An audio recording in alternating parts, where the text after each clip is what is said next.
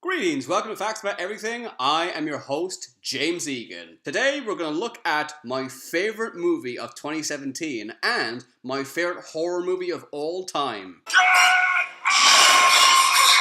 The film was directed by Jordan Peele. Sometimes he shot scenes while impersonating Forest Whitaker or Barack Obama.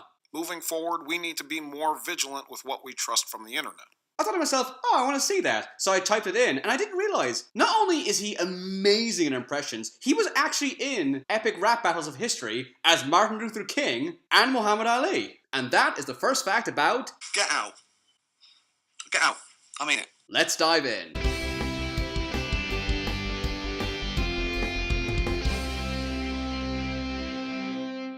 By the way, this video is going to have all the spoilers, but I will warn you before I say them. So if you haven't seen the movie, you can still watch if you like, if you're interested or curious, but I will let you know when I'm going to say spoilers, so please just click off, just so nothing's ruined for you. The tagline was, "Just because you're invited doesn't mean you're welcome." This was Jordan Peele's directorial debut. Peele said that Night of the Living Dead inspired elements for Get Out. Both films have a black character trapped in a house by a group of hostile people. Peele wrote the story during Obama's first term as president. Since racism was down at the time, Peele was certain this film would be successful and only made it for himself. After several incidences in the United States where innocent African Americans were killed by trigger-happy police officers, Peele knew that making the film was more relevant than ever. Jordan Peele is the first African American writer, producer, and director to earn over $100 million for a debut film. The film won an Oscar for Best Original Screenplay. Daniel Kaluuya plays the lead, Chris. In his audition, he had to cry a single tear after the other character said a specific line. He did the scene 5 times and made a tear come down his face on the specific line every time. The director was so impressed, he cast Kaluuya on the spot. The film was shot in Alabama. According to Rotten Tomatoes, this was the best rated film of 2017. In fact, upon its release, Rotten Tomatoes ranked it as the greatest horror movie ever. The opening scene is so smooth, some people think that it's actually several scenes stitched into one. It wasn't. The entire thing was shot in one take. The opening scene was based on scenes from the 1978 film Halloween. I've already done a video about Halloween. I'll leave a link at the end of this video if you want to check that out. The film cost $4.5 million. It made $255 million at the box office. The whole film was shot in 23 days. Chance the Rapper loved the film so much, he bought all the movie tickets for a showing and gave them to passerbys so they could see it for free. Lil Rel Howery plays Chris's friend, Rod. He improvised most of his lines. They're probably abducting black people, brainwashing them, and making them slaves, or sex slaves, not just regular slaves. When Chris and Rod are talking to each other, the actors were actually speaking to the director. The lead role was meant to be played by Eddie Murphy.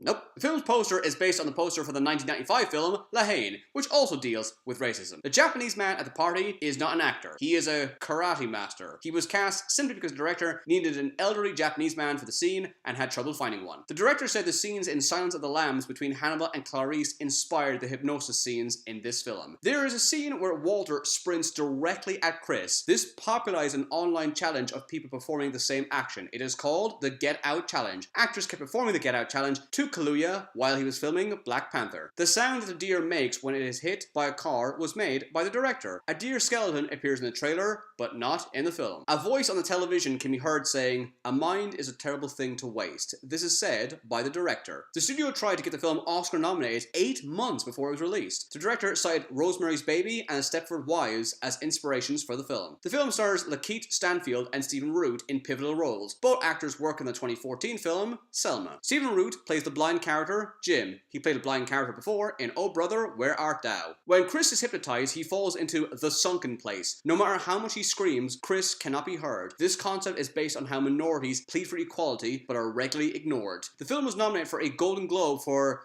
Best Comedy, which many people found preposterous since it's a horror drama. When the director was asked how he felt about the nomination, he tweeted, "Get Out is a documentary."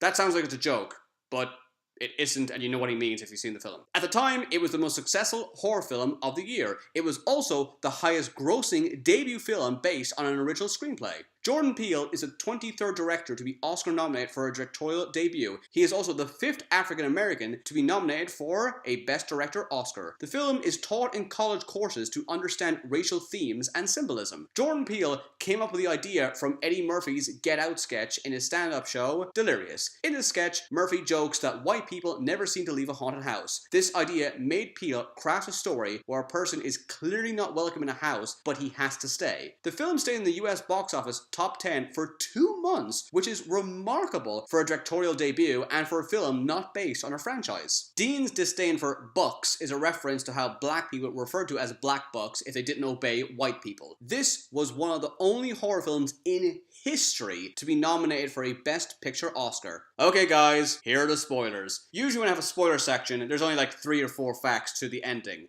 This has more spoilers than any film I have ever seen. Not necessarily because of the twist, but because it's just so detailed and there's so many things that are hinted that make sense later on in the movie. Now, usually I would say, if you don't want to know, click off, or you don't mind, keep watching. Don't keep watching. Just watch the movie. I promise you, you'll be so angry if it's spoiled for you, and you go, oh, I wish I didn't know that. So just go away if you haven't seen the movie, watch the film, then come back. Ready? Here goes. Here's the spoiler corner of Get Out.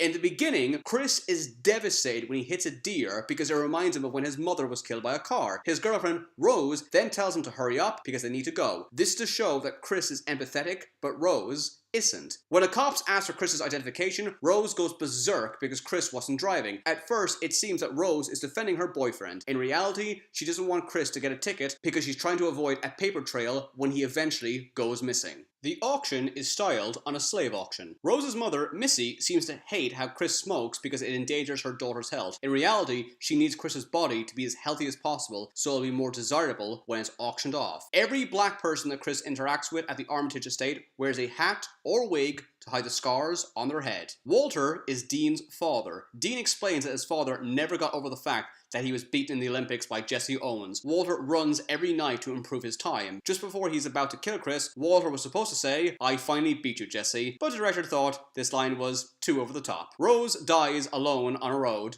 just like Chris's mother. When Dean tells Chris that he hired caretakers to look after his parents, he mentions that they stayed after his mother and father died because I couldn't bear to let them go. Only later do we realize that Dean is referring to his parents, not the caretakers. Allison Williams plays Rose. She was told to play the role as 2 different characters. Rose, the loving girlfriend, and Roro, the ruthless psychopath. To highlight this, she performs the phone call scene acting like Roro while speaking like Rose. Wait, you haven't seen him? Oh, he never came back here. Oh my god. I mean, everybody says this, but I have to say that she is just phenomenal in this movie. I was like, who is she? What else has she done? She was Peter Pan in this play with Christopher Walken stumbling around as Captain Hook. Oh, yeah.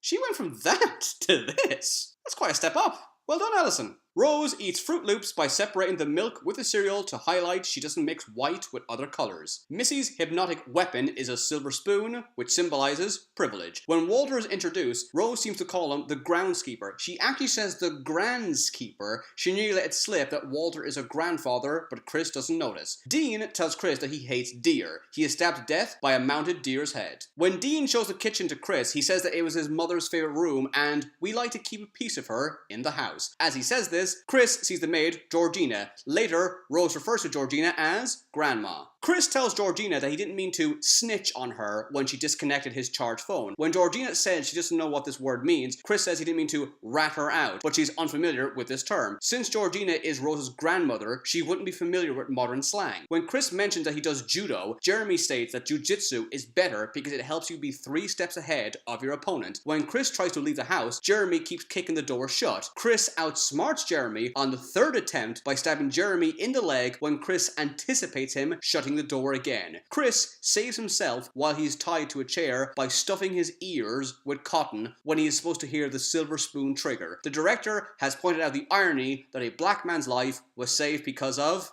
cotton picking. The guests arrive in black automobiles to symbolize their driving black bodies. When Andre is abducted in the beginning, the song Run Rabbit Run is played on the radio. Andre is abducted by Rose's brother, Jeremy. In Chris's first scene, he is applying shaving cream to his face. This is a reference to how he is supposed to be turned white in the conclusion. Dean mentions that mold is growing in the basement. Mold can mean changing form, which is a reference to Dean's pseudo-immortality operation. This film was supposed to conclude with Chris getting arrested for murder. However, the director thought that Chris had been through such tragedy, he deserved a happy ending. And the final fact, you know what they say, show, don't tell. You know what could have ruined this movie? If they actually explained why the Armitages do all this stuff. In the original script, the Armitages' friends are descendants of the Knights Templar and are obsessed with the Holy Grail.